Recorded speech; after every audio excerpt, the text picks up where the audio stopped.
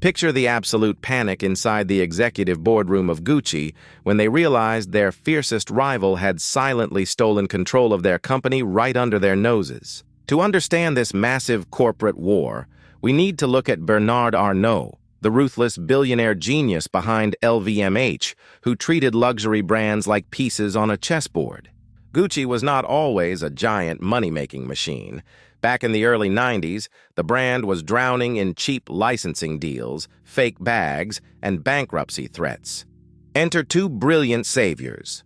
Maurizio Gucci's former wife, Patrizia Reggiani, drama aside, the real business magic came from CEO Domenico De Sole and visionary designer Tom Ford.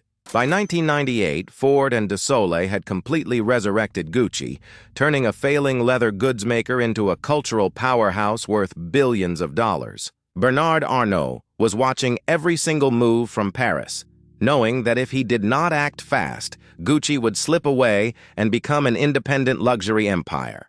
Instead of knocking on the front door with a polite buyout offer, Arnault chose a dark, deceptive strategy known in finance as a stealth accumulation of shares.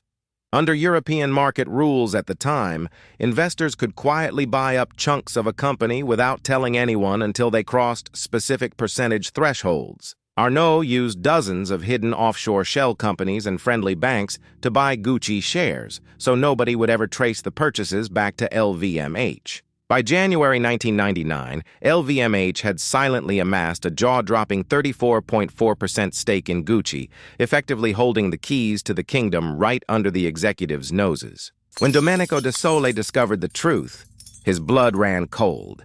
He realized LVMH was attempting a hostile takeover to swallow Gucci whole. De Sole did not panic. Instead, he launched an aggressive counterattack, declaring absolute war against the richest man in France. To block Arnault from taking majority control, De Sole deployed a brilliant financial weapon, issuing a massive amount of new shares to dilute LVMH's voting power. Simultaneously, Gucci set up an employee stock ownership plan, putting more voting blocks into the hands of loyal workers who would never sell out to Arnault.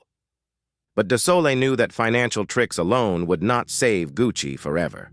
He needed a powerful white knight with deep pockets and a fierce hatred for LVMH. He flew secretly to Paris and New York, pitching to rival retail billionaires who also feared Arnault's growing monopoly over the global luxury market. Enter François Pinault, French billionaire founder of PPR and Arnault's bitter arch nemesis in the ultra-competitive French retail and luxury landscape.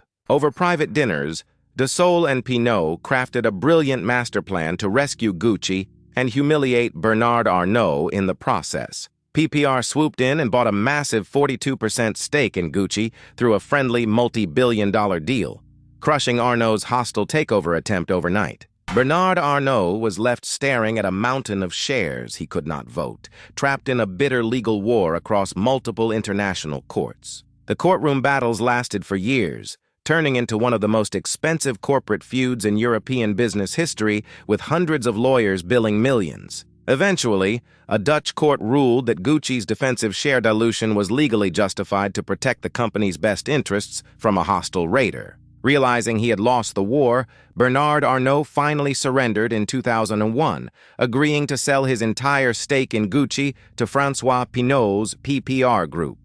Even though Arnault lost the Gucci battle, he walked away with a massive financial profit of over $700 million from the share sale.